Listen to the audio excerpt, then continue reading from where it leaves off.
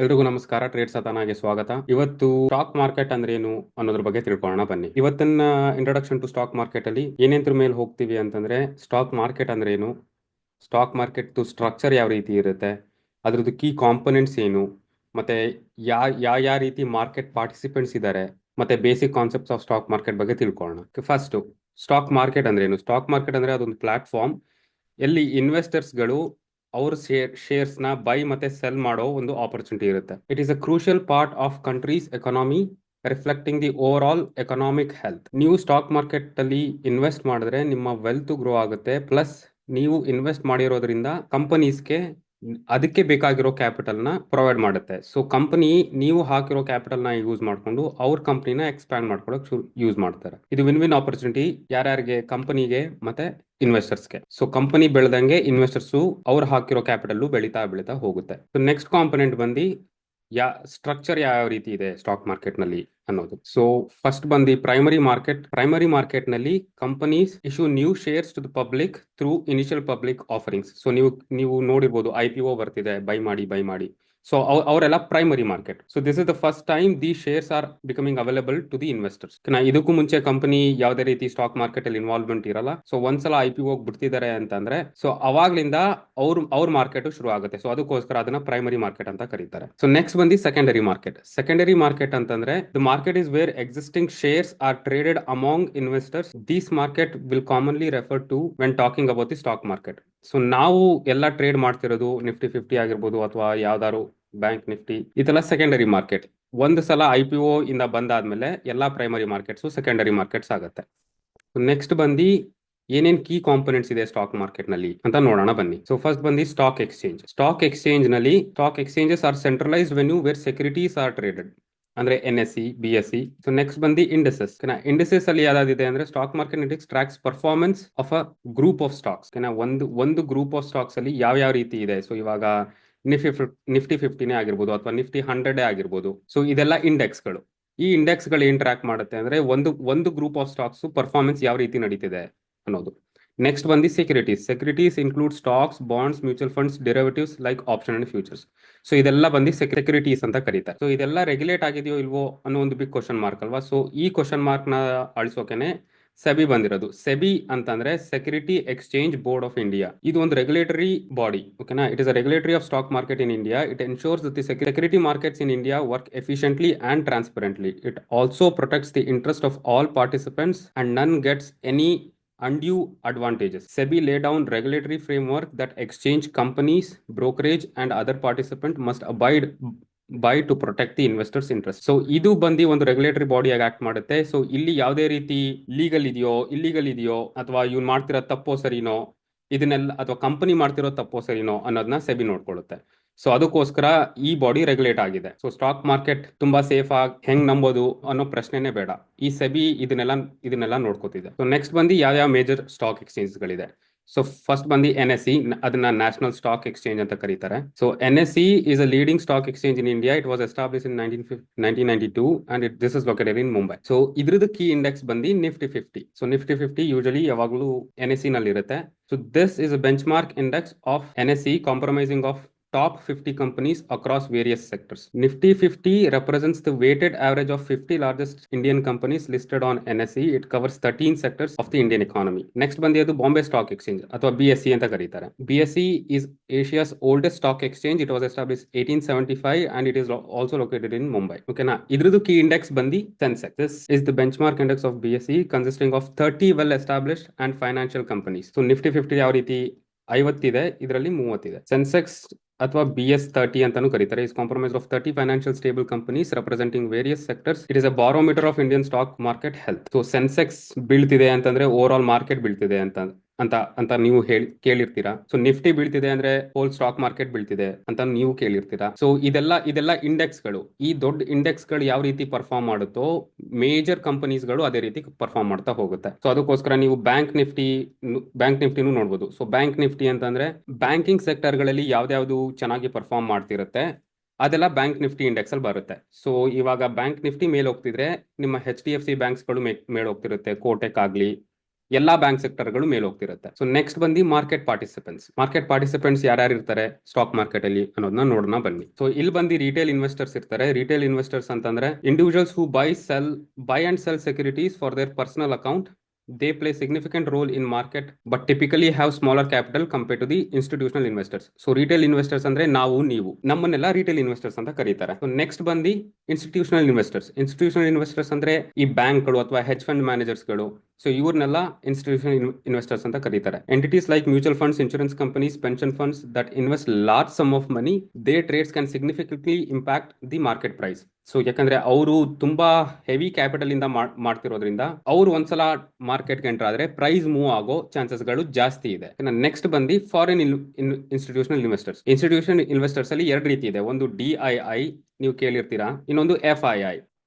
So DII ಅಂದ್ರೆ domestic institutional investors, FII ಅಂದ್ರೆ foreign institutional investors. FII ಅಂದ್ರೆ foreign entities that invest in Indian stock market. Their participation brings additional liquidity and can influence market trends. ನೀವು currently ನೋಡ್ತಿರ್ಬೋದು ನಿಫ್ಟಿ 50 ಮತ್ತೆ ಎಲ್ಲಾ ಸೆಕ್ಟರ್ಗಳು ಇಂಡಿಯಾದಲ್ಲಿ ಕೆಳಗಡೆ ಬರ್ತಿದೆ. ಯೂಶಲಿ ಯಾರ್ಯಾರು ಸಿಪ್ ಶುರು ಮಾಡಿದ್ರ 2025 ನಲ್ಲಿ ಅವ್ರ ಪೋರ್ಟ್ಫೋಲಿಯೋ ಎಲ್ಲ ರೆಡ್ ಆಗಿರುತ್ತೆ. ಏನಕ್ಕೆ ಅಂದ್ರೆ ಫಾರಿನ್ ಇನ್ವೆಸ್ಟರ್ಸ್ ಗಳು ಅವ್ರ ಹತ್ರ ಇರೋ ಶೇರ್ಸ್ ಗಳನ್ನ ಮಾರ್ತಿದ್ದಾರೆ. ಸೊ ಇವ್ರ ಹತ್ರ ಜಾಸ್ತಿ ಕ್ಯಾಪಿಟಲ್ ಇರೋದ್ರಿಂದ ಅಥವಾ ಜಾಸ್ತಿ ಟ್ರಾನ್ಸಾಕ್ಷನ್ ಆಗೋದ್ರಿಂದ ನಮ್ಮ ಮಾರ್ಕೆಟ್ಗೆ ಎಫೆಕ್ಟ್ ಆಗುತ್ತೆ. ಇಲ್ಲಿ ಏನ್ ಹೇಳ್ತಿದೆ ಇನ್ಫ್ಲುಯೆನ್ಸ್ ಮಾರ್ಕೆಟ್ ಟ್ರೆಂಡ್ಸ್ ಅಂತ. So based on this current trend is bearish. ಯಾಕಂದ್ರೆ ಫಾರಿನ್ ಇನ್ವೆಸ್ಟರ್ಸ್ ಅವ್ರ ಶೇರ್ಸ್ ನೆಲ್ಲ ಸೆಲ್ ಮಾಡ್ತಿದ್ದಾರೆ ಅದಕ್ಕೋಸ್ಕರ. ಸೊ ನೆಕ್ಸ್ಟ್ ಬಂದು ಮಾರ್ಕೆಟ್ ಮೇಕರ್ಸ್ ಅಂದ್ರೆ they provide liquidity by being ready to buy and sell securities at any time. They help ensure smooth and efficient market operations. So ನಿಮ್ಗೆ experience ಆಗಿದೆಯೋ ಇಲ್ವೋ ಗೊತ್ತಿಲ್ಲ. ಸೊ ನೀವು ಇವಾಗ ಒಂದು 900 ಲಾಟ್ಸ್ ನ ಒಟ್ಟಿಗೆ ತಗೋತಿದ್ರೆ ಕೆಲವೊಂದ್ಸಲ 900 ಲಾಟ್ಸ್ ಒಟ್ಟಿಗೆ ಟ್ರಿಗರ್ ಆಗಲ್ಲ. ಯಾಕಂದ್ರೆ ಅಲ್ಲಿ ಯಾವುದೇ ರೀತಿ ಪಾರ್ಟಿಸಿಪೆಂಟ್ಸ್ ಇರಲ್ಲ. ಅಥವಾ ನೀವು ಮಾರ್ಬೇಕಾದ್ರೆ ಯಾವ್ದಾದ್ರು ಪಾರ್ಟಿಸಿಪೆಂಟ್ಸ್ ಬೇಕು ಅಂತಂದ್ರೆ ಸಿಗದೆ ಇದ್ದಾಗ ಅವಾಗ ಮಾರ್ಕೆಟ್ ಮೇಕರ್ಸ್ ಬರ್ತಾರೆ. ಸೊ ಅವಾಗ ನೀವು ಯಾವುದೇ ಪ್ರೈಸ್ ಅಲ್ಲಿ ಸೆಲ್ ಮಾಡಕೋ ಅಥವಾ ಬೈ ಮಾಡಕೋ ಇದ್ರೆ ಸೊ ಆ ಟೈಮ್ ಅಲ್ಲಿ ಯಾವುದೇ ಪ್ರೈಸ್ ಲೆವೆಲ್ ಅಲ್ಲಿ ಇದ್ರು ಮಾರ್ಕೆಟ್ ಸ್ಮೂತ್ ಆಗಿ ಹೋಗ್ಲಿ ಅನ್ನೋ ಕಾರಣಕ್ಕೆ ಮಾರ್ಕೆಟ್ ಮೇಕರ್ಸ್ ಗಳು ಬಂದು ನಿಮ್ಮ ಶೇರ್ಸ್ ಅಥವಾ ಸ್ಟಾಕ್ಸ್ ನ ಬೈ ಮಾಡಕ್ ರೆಡಿ ಇರ್ತಾರೆ. ಓಕೆ, ಇವಾಗ ಬೇಸಿಕ್ ಕಾನ್ಸೆಪ್ಟ್ ನ ಅರ್ಥ ಮಾಡ್ಕೊಳ್ಳೋಣ. ಇವಾಗ ನಾವು ಓದಿದ ರೀತಿಲಿ ಅಥವಾ ಈಗ ವಿಡಿಯೋಸ್ ಲಾಸ್ಟ್ ಅಷ್ಟು ಸ್ಲೈಡ್ ಗಳ ಮೇಲ್ಗಡೆ ಯಾವ ರೀತಿ ಒಂದು ಬೇಸಿಕ್ ಕಾನ್ಸೆಪ್ಟ್ ಸ್ಟಾಕ್ ಮಾರ್ಕೆಟ್ ಅಲ್ಲಿ ವರ್ಕ್ ಆಗುತ್ತೆ ನೋಡೋಣ. ಸೊ ಒಬ್ಳು ರಾಮ ಅಂತ ಇರ್ತಾನೆ, ಇನ್ನೊಬ್ಳು ಸೀತಾ ಅಂತ ಇರ್ತಾಳೆ. ಸೊ ಇವರಿಬ್ರು ಲೆಟ್ಸ್ ಎ ರಿಟೇಲ್ ಇನ್ವೆಸ್ಟ್. ಓಕೆನಾ. ಸೊ ರಾಮ ಅವನು ಆರ್ಡರ್ ನ ಬೈ ಮಾಡಬೇಕು ಅಂತಂದ್ರೆ ಅವನು ಒಂದು ಬ್ರೋಕರ್ ಥ್ರೂ ಹೋಗ್ತಾನೆ. ಸೊ ಇಲ್ಲಿ ಬ್ರೋಕರ್ಗಳು ಝೆರೋದಾ ಆಗಿರ್ಬೋದು ಅಥವಾ ಧನ್ ಆಗಿರ್ಬೋದು ಅಥವಾ ಅಪ್ಸ್ಟಾಕ್ ಆಗಿರ್ಬೋದು. ಸೊ ನಾನಾ ರೀತಿ ಬ್ರೋಕರ್ಗಳಿದ್ದಾರೆ.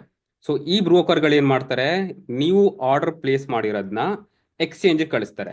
ಎಕ್ಸ್ಚೇಂಜ್ ಅಂದ್ರೆ ಯಾವುದು, NSE ಅಥವಾ BSE ಅಲ್ವಾ. ಈ ಎಕ್ಸ್ಚೇಂಜ್ ಕಳಿಸಿದಾಗ ನೀವು ಬೈ ಮಾಡ್ತಿದ್ದೀರಾ ಅಂತಂದ್ರೆ ಸೆಲ್ ಮಾಡೋನು ಯಾರು ಇರ್ಬೇಕು. ಅವಾಗ ಮಾತ್ರ ಟ್ರಾನ್ಸಾಕ್ಷನ್ ಕಂಪ್ಲೀಟ್ ಆಗೋದು.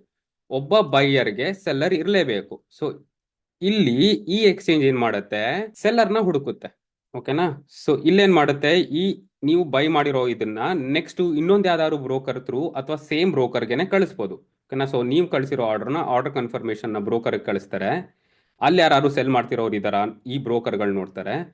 ಸೊ ನೀವು ಅದನ್ನ ಸೆಲ್ ಮಾಡ್ತಿರೋರಿದ್ರೆ ಆ ಸೆಲ್ಲರ್ಗೆ ಕೊಡ್ತಾರೆ. ಓಕೆನಾ. ಸೊ ಇಲ್ಲಿ ಸೆಲ್ಲರ್ ಸೀತಾ. ಸೊ ಇದು ಆರ್ಡರ್ಗಳು ವರ್ಕ್ ಆಗೋದು. ಸೊ ಈ ಸೆಲ್ ಆರ್ಡರ್ಗಳು ಇವಳಕ್ ಕೊಡ್ಬೇಕಾದ್ರೆ ಈ ಟ್ರೇಡ್ ಮ್ಯಾಚ್ ವೆರಿಫಿಕೇಶನ್ ಆಗುತ್ತೆ. ಓಕೆನಾ. ಸೊ ಈ ಟ್ರೇಡ್ ಮ್ಯಾಚ್ ವೆರಿಫಿಕೇಶನ್ ಆದ್ರೆ ನಿಮಗೆ ಗೊತ್ತಾಗ್ಬೇಕಲ್ಲ, ಓಕೆ ಬೈ ಆಗಿದೆಯೋ ನೀವು ಕೊಟ್ಟಿರೋ ಆರ್ಡರ್ ಇಲ್ವೋ ಅಂತ. ಸೊ ಅವಾಗ ನಿಮಗೆ ಆರ್ಡರ್ ಕನ್ಫರ್ಮೇಶನ್ ಈ ಬ್ರೋಕರ್ ಕಳಿಸುತ್ತೆ. ಏನ್ ಥ್ರೂ, ಎಕ್ಸ್ಚೇಂಜ್ ಥ್ರೂ. ಸೊ ಈ ಎಕ್ಸ್ಚೇಂಜ್ ಅಲ್ಲಿ ವಾಪಸ್ ಬಂದು ಆ ಬ್ರೋಕರ್ ಥ್ರೂ ಎಕ್ಸ್ಚೇಂಜ್ ಗೆ ವಾಪಸ್ ಬಂದು ಈ ಎಕ್ಸ್ಚೇಂಜ್ ಇಂದ ನಿಮ್ಮ ಬ್ರೋಕರ್ಗೆ ಕನ್ಫರ್ಮೇಶನ್ ಕಳಿಸಿ ಅವಾಗ ಓಕೆ ನೀವು ಪ್ಲೇಸ್ ಮಾಡಿರೋ ಬೈ ಆರ್ಡರ್ ಟ್ರಿಗರ್ ಆಗಿದೆ. ಸೊ ಇದು ಬೇಸಿಕ್ ಆಗಿ ನೀವು ಯಾವುದೇ ಒಂದು ಶೇರ್ಸ್ ನ ತಗೊಂಡ್ರೆ ನಿಮ್ಮ ಹಿಂದೆಗಡೆ ನಡೆಯೋದು ಇದಿಷ್ಟೇ. ಸೊ ಇದೆಲ್ಲ ಕ್ಲೀನ್ ಆಗಿ ಟ್ರಾನ್ಸ್ಪರೆಂಟ್ ಆಗಿ ಇದೆಲ್ಲಾನು ಸೆಬಿ ನೋಡ್ಕೋತಿದೆ. ಯಾವುದೇ ರೀತಿ ಮೋಸ ಆಗಬಾರ್ದು ಅನ್ನೋ ಕಾರಣಕ್ಕೆ ಸೆಬಿ ಬಂದಿರೋದು. ಸೊ ಇದನ್ನೆಲ್ಲ ನೋಡಾದ್ಮೇಲೆ ನಿಮ್ಗೂ ಅನ್ಸಿರುತ್ತೆ, ಓಕೆ ನಾನು ಟ್ರೇಡಿಂಗ್ ಅಕೌಂಟ್ ನ ಓಪನ್ ಮಾಡಬೇಕು ಅಂತಂತ. ಯಾವ ರೀತಿ ಓಪನ್ ಮಾಡ್ಬೋದು ಅಂತಂದ್ರೆ ಫಸ್ಟ್ ನೀವು ಡಿಮ್ಯಾಟ್ ಅಕೌಂಟ್ ನ ಓಪನ್ ಮಾಡಬೇಕು. ಡಿಮ್ಯಾಟ್ ಅಕೌಂಟ್ ಓಪನ್ ಮಾಡಿ ಅದರಿಂದ ಟ್ರೇಡಿಂಗ್ ಅಕೌಂಟ್ ನ ಓಪನ್ ಮಾಡಬೇಕು. ಸೊ ನೆಕ್ಸ್ಟ್ ನೀವು ಬ್ರೋಕರ್ ನ ಚೂಸ್ ಮಾಡಬೇಕು. ಯಾಕಂದ್ರೆ ಇವಾಗ ನಾನಾ ರೀತಿ ಬ್ರೋಕರ್ಗಳಿದ್ದಾರೆ. ಓಕೆನಾ. ಅಲ್ಲಿ ಯಾವುದು ತುಂಬಾ ಅಟ್ಲೀಸ್ಟ್ ನಾನ್ ಆಗಿದ್ರೆ ಹೊಸದಾಗಿ ಬರ್ತಿದ್ರೆ ಫಸ್ಟ್ ನನ್ನ ರಿಸರ್ಚ್ ನಾನು ಮಾಡ್ತಿದ್ದೆ. ಯಾವ ಬ್ರೋಕರ್ಗಳು ಚೆನ್ನಾಗಿದ್ದಾರೆ, ಯಾರು ಎಷ್ಟು ವರ್ಷದಿಂದ ಇದ್ದಾರೆ, ಅವರು ಸೆಬಿಲಿ ಹಾಕಿರೋ ರೂಲ್ಸ್ ನ ಫಾಲೋ ಮಾಡ್ತಿದ್ದಾರೆ, ಅವ್ರ ಹತ್ರ ಯಾವ್ದಾದ್ರು ಹಳೆ ರಿಮಾರ್ಕ್ಸ್ ಗಳಿದೆಯಾ, ಇದನ್ನೆಲ್ಲ ಚೆಕ್ ಮಾಡಿ ನಾನು ಬ್ರೋಕರ್ನ ಚೂಸ್ ಮಾಡ್ತೀನಿ. ಪ್ಲಸ್ ನಾನ್ ನೋಡ್ತಿರಂಗೆ ತುಂಬಾ ಬ್ರೋಕರ್ಸ್ ಗಳು ಯೂಶಲಿ ಅಟ್ಲೀಸ್ಟ್ ಆಪ್ಷನ್ ಟ್ರೇಡ್ ಮಾಡಬೇಕಾದ್ರೆ 20 ರೂಪೀಸ್ ಚಾರ್ಜ್ ಮಾಡ್ತಾರೆ. ಕೆಲವೊಂದು ಬ್ರೋಕರ್ಗಳು ಚಾರ್ಜ್ ಮಾಡಲ್ಲ. ಸೊ ಈ ರೀತಿ ಚಾರ್ಜ್ ಮಾಡಲ್ಲ ಅಂತಂದ್ರೆ ಅವ್ರಿಗೆ ಯಾವ ರೀತಿ ದುಡ್ಡು ಹೋಗ್ತಿರುತ್ತೆ ಅಂತ ನೀವು ಯೋಚನೆ ಮಾಡಬೇಕು. ಮೇ ಬಿ ನೀವು ಬೈ ಆರ್ಡರ್ ಕೊಟ್ಟಾಗ ಅದನ್ನ ಸ್ಪ್ರೆಡ್ ಅಂತ ಕರೀತಾರೆ. ಇದನ್ನೆಲ್ಲ ಇನ್ನೊಂದು ವಿಡಿಯೋಲಿ ಎಕ್ಸ್ಪ್ಲೇನ್ ಮಾಡ್ತೀನಿ. ಅವಾಗ ಅವ್ರ ಸ್ಲಿಪ್ಪೇಜ್ಗಳು ಜಾಸ್ತಿ ಆಗುತ್ತೆ. ನೀವು ಇವಾಗ ಓಕೆ, ನೀವು ಯಾವುದೋ ಒಂದು HDFC ಸ್ಟಾಕ್ನ ಓಕೆ 120ರಲ್ಲಿ ಬೈ ಮಾಡಬೇಕು, ಫಾರ್ ಎಕ್ಸಾಂಪಲ್ 120ರಲ್ಲಿ ಬೈ ಮಾಡಬೇಕು ಅಂತ ಪ್ಲೇಸ್ ಮಾಡಿದ್ರೆ ಮೇ ಬಿ ಅದು 125ರಲ್ಲಿ ಟ್ರಿಗರ್ ಆಗ್ಬೋದು. ಸೊ ಇದನ್ನ ಸ್ಲಿಪ್ಪೇಜ್ ಅಂತ ಕರೀತಾರೆ. ಈ ಸ್ಲಿಪ್ಪೇಜ್ ಇಂದ ಅವರು ಒಂದೊಂದ್ಸಲ ದುಡ್ಡು ಮಾಡಕ್ ನೋಡ್ತಾರೆ. ಸೊ ಇದನ್ನೆಲ್ಲ ವೆರಿಫೈ ಮಾಡಿ ನೀವು ನಿಮ್ಮ ರಿಸರ್ಚ್ ನ ಮಾಡಿ ಆಮೇಲೆ ಬ್ರೋಕರ್ನ ಚೂಸ್ ಮಾಡಬೇಕು. ಸೊ ನಾನು ಯೂಶಲಿ ಜೆರೋದಾ ಮತ್ತೆ ಧನ್ನ ಯೂಸ್ ಮಾಡ್ತೀನಿ. ಇದ್ರದ್ದು ವಿಡಿಯೋನು ನಾನು ಲಿಂಕ್ ಅಲ್ಲಿ ಹಾಕಿದ್ದೀನಿ. ಇಲ್ಲಿ ಸ್ಕ್ರೀನ್ ಮೇಲೆ ಪಾಪಪ್ ಆಗ್ತಿದೆ. ಇದನ್ನ ಬೇಕಾದ್ರೆ ಕ್ಲಿಕ್ ಮಾಡಿದ್ರೆ ನೀವು ಯಾವ ರೀತಿ ಅಕೌಂಟ್ ಓಪನ್ ಮಾಡ್ಬೋದು ಅನ್ನೋದೆಲ್ಲ ನೋಡ್ಬೋದು. ನೆಕ್ಸ್ಟ್ ಆಮೇಲೆ ಇನ್ನೊಂದು ಹೇಳೋದು ಮತ್ತೆ, ಇಲ್ಲಿ ಬ್ರೋಕರೇಜ್ ಫೀಸ್ ನ ಕಂಪೇರ್ ಮಾಡಬೇಕು. ಓಕೆನಾ, ಪ್ಲಾಟ್ಫಾರ್ಮ್ ಯಾವ ರೀತಿ ಇದೆ ನೋಡಬೇಕು, ಅವ್ರ ಕಸ್ಟಮರ್ ಸರ್ವಿಸ್ ಯಾವ ರೀತಿ ಇದೆ ನೋಡಬೇಕು. ಇದನ್ನೆಲ್ಲ ನೋಡ್ಕೊಂಡು ನೀವು ಬ್ರೋಕರ್ನ ಚೂಸ್ ಮಾಡ್ಕೊಂಡು ಅದರಲ್ಲಿ ಅಕೌಂಟ್ ಓಪನ್ ಮಾಡಿ. ನೆಕ್ಸ್ಟ್ ಒಂದ್ಸಲ ನೀವು ಬ್ರೋಕರ್ ಚೂಸ್ ಮಾಡಾದ್ಮೇಲೆ ಅಲ್ಲಿ ಲಿಂಕ್ ನ ಕ್ಲಿಕ್ ಮಾಡಿದ್ರೆ ಈ KYC ಪ್ರೋಸೆಸ್ ಎಲ್ಲ ಇದೆ. ಏನಾದರೂ ಕ್ವಶನ್ಸ್ ಇದ್ರೆ ಕಮೆಂಟ್ ಮಾಡಿ, ಆಮೇಲೆ ಬೇಕಾದ್ರೆ ನಾನು ಮತ್ತೆ ಡೀಟೇಲ್ ವಿಡಿಯೋ ಮಾಡ್ತೀನಿ. FAQs frequently as questions. ನಿಮ್ಗೆ ಏನಾದ್ರು ಕ್ವಶನ್ಸ್ ಇದ್ರೆ ಕೇಳಿ, ನಾನು ಅನ್ಕೊಂಡಿರೋ ಪ್ರಕಾರ ಯಾವ್ದಿದೆ ಅಂತ ನಾನು ಹೇಳ್ತೀನಿ. So market timings usually general. Okay, market timings ಯಾವಾಗ? So Indian stock market usually 9:15 3:30 ತನಕ, ಮಂಡೇ ಟು ಫ್ರೈಡೆ. ಯಾವ್ದಾದ್ರು ಗವರ್ನಮೆಂಟ್ ಹಾಲಿಡೇ ಬಿಟ್ರೆ ಮಂಡೇ ಟು ಫ್ರೈಡೆ ಅಂತೂ ಕಂಟಿನ್ಯೂಸ್ ಆಗಿರುತ್ತೆ. ಈ 9:15 ಇಂದ 9:30 ನಮ್ಮಂತ ರಿಟೇಲ್ ಇನ್ವೆಸ್ಟರ್ಸ್ಗಳು ಟ್ರೇಡ್ ಮಾಡ್ಬೋದು. ಸೊ 9 o'clockಗೆ ಪ್ರೀ ಟ್ರೇಡ್ ಅಂತ ಓಪನ್ ಆಗುತ್ತೆ. ಓಕೆನಾ, ಈ ಪ್ರೀ ಟ್ರೇಡ್ ನಲ್ಲಿ ಲಾಸ್ಟ್ ಪ್ರೀವಿಯಸ್ ಸೆಷನ್ ಅಲ್ಲಿ ಯಾವ್ದಾವ್ದು ಸೆಟಲ್ಮೆಂಟ್ ಆಗಿಲ್ಲ, ಆ ಸೆಟಲ್ಮೆಂಟ್ ಎಲ್ಲ ನಡೆಯುತ್ತೆ. ಸೊ ಈ ಫಾರಿನ್ ಇನ್ಸ್ಟಿಟ್ಯೂಟ್ ಮತ್ತೆ ಡೊಮೆಸ್ಟಿಕ್ ಇನ್ಸ್ಟಿಟ್ಯೂಟ್ ಅಂತ ಎಕ್ಸ್ಪ್ಲೇನ್ ಮಾಡೋದ್ನಲ್ಲ, ಯೂಶಲಿ ಅವ್ರು ಟ್ರೇಡ್ ಮಾಡ್ತಾರೆ ಈ ಪ್ರೀ ಟ್ರೇಡ್ ನಲ್ಲಿ. ನಾವು ಟ್ರೇಡ್ ಮಾಡೋಕ್ಕಾಗಲ್ಲ. ನಾವು ಟ್ರೇಡ್ ಮಾಡೋಕ್ಕಾಗೋದು ಬರೀ 9:15 ಇಂದ 3:30 ಒಳಗಡೆ ಮಾತ್ರ. ಸೊ ಸೆಟಲ್ಮೆಂಟ್ ಸೈಕಲ್ ಅಂತ ಕರೀತಾರೆ. ಸೊ ಇವಾಗ ನೀವು ಯಾವ್ದಾರು ಟ್ರೇಡ್ ತಗೊಂಡು ನೀವು ಟ್ರೇಡ್ ನ ಕ್ಲೋಸ್ ಮಾಡಿದ್ರಿ ಅಂತ ಅನ್ಕೊಳ್ಳಿ. ಅದು ಯೂಶಲಿ ನೀವು ಇವಾಗ ಎಷ್ಟು 2,000ನೇ ದುಡ್ಡು ಮಾಡಿದ್ರಿ ಅಂತಂದ್ರೆ ಇಮಿಡಿಯೇಟ್ ಆಗಿ ತೆಗಿಯಕ್ಕಾಗಲ್ಲ. ಏನಕ್ಕೆ ಅಂದ್ರೆ ಒಂದು ಸೆಟಲ್ಮೆಂಟ್ ಸೈಕಲ್ ನ ಮುಗಿಬೇಕದು. ಆ ಸೆಟಲ್ಮೆಂಟ್ ಸೈಕಲ್ ಮುಗ್ದಾದ್ಮೇಲೆ ನೀವು ಮಾಡಿರೋ ಪ್ರಾಫಿಟ್ ನ ತಗೊಳಕ್ಕಾಗೋದು.